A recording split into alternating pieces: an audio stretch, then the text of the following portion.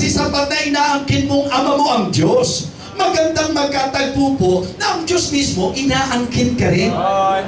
Diba? Dapat magpanagpo yan. Kumbaga sa Matthew chapter 7, verse number 21, 22, not everyone that saith unto me, Lord, Lord, shall enter into the kingdom of heaven, but he that doeth the will of my Father, which is in heaven. Hindi sapat na inaangkin mong sa Diyos ka. Ang kailangan may katibayan ka na ang Diyos mismo, inaangkin ka na anak ka niya. Amen? Ha? Pero alam niyo po, ang nakakalungkot, meron pong tinukoy na father sa John 8:44.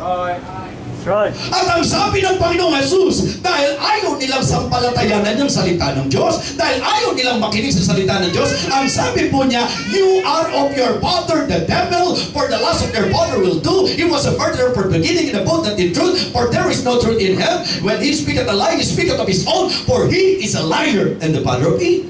Meron pong isang ama, yung Diablo po yun, nakalulungkot mang sabihin, yun ang aking dating kalagayan.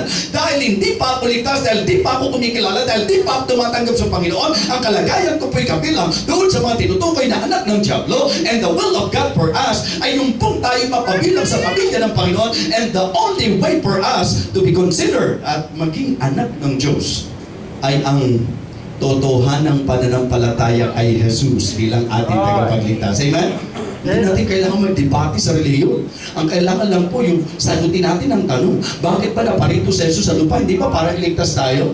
Bakit pa siya naparito upang maging manunubos natin? Ang tanong ngayon, siya ba'y manunubos mo na? Tinanggap mo na ba siya? Ikaw ba ay nagkaroon na ng isang maliwanagang pagkilala at pagtanggap kay Jesus bilang iyong tagapagligtas na buong pananampalataya, isinandig mo ang iyong kaligtasan sa Kanya na tayo sa isang tagapagligtas. Amen? Okay, now, ito po yung pinakasentro natin ngayon. Ang sabi po nila, we have one Father, even God. Diba? So, ang akin pong gustong sabihin, the argument of our Lord Jesus Christ, sabi niya, kung anak pala kayo ng Diyos, kung siya pala ang inyong ama, di po ba? So, may inaasahan at may kapahayagan kapag katotoong ang Diyos ang Lord. Kaya nga ang title natin, if God really is your Father, number one, you should recognize Him. Kung talagang ang Diyos ang ating Ama, we need to recognize Him. Ang ibig sabihin po, kilalanin po natin siya. Alam niyo po mga kapatid, sa usapang pagiging Ama ang Diyos, ang isang unang napakahalagang mensahe ay ang iyong kaligtasan. Amen?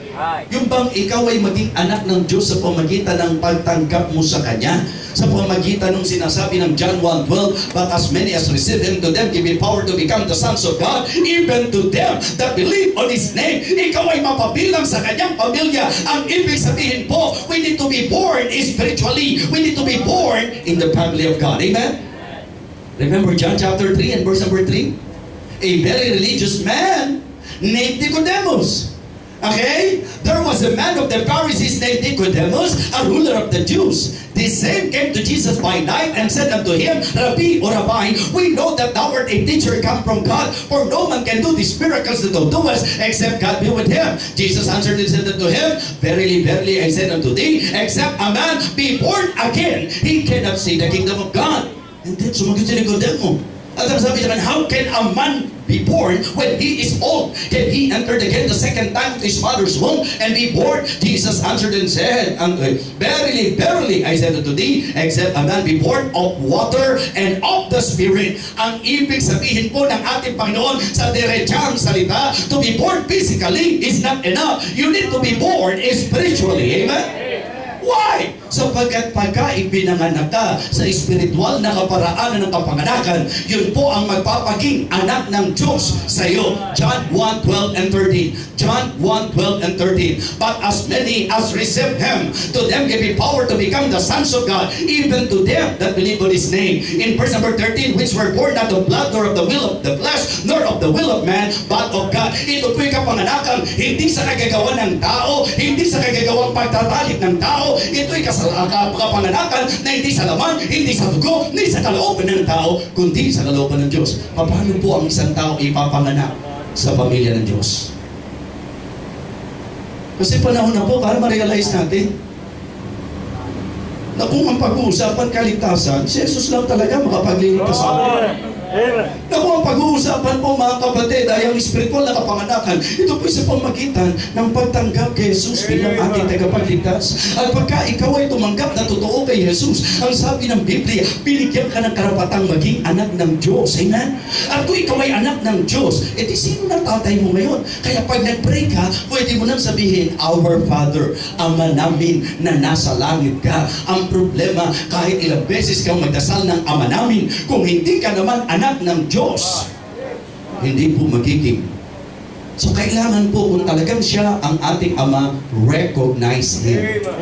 Paano ko po ba i-recognize? Paano ko siya kikilalanin? By hearing and heeding His words.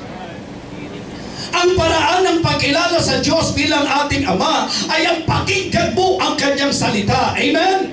Hear and heed His words. Alam niyo po, pagka hindi natin binibigyan pansin ang sinasabi ng ating Ama, yan po isang paraan ng pagpapakita na hindi natin siya kinikilala. Kaya nga, hindi ba meron po tayong mga naririnig? Huwag mo na lang akong tawaging tatay mo, kundi mo rin lang naman ako kikilalanin. Huwag mo na lang akong tawaging nanay, o mami, o di ba, mama, kung hindi mo rin lang ako kinikilala. Huwag mo nang ipakilalang magulang mo ko, kung hindi mo rin lang kinikilala ang pagiging magulang ko sa'yo. So it is very important that, diba, if you are really considering God as your Father, you should recognize Him. Always listen to Him. Amen? Hear His words and heed His words. Kung talagang siya pala diba? Siya pala ang tatay mo di kilalanin mo siya, pakinggan mo yung salita niya, isapabuhay mo yung salita niya, sundin mo ang salita niya, yun po ang nakakalungkot. Maraming mga tao, angkin na sa Diyos sila, pero ayaw paniwalaan ng Biblia. Kinikriticize ang Biblia. Kung ikaw ay sa Diyos at ang Diyos ang iyong Ama, makinig ka sa Kanyang salita at sundin mo ang Kanyang salita. Amen?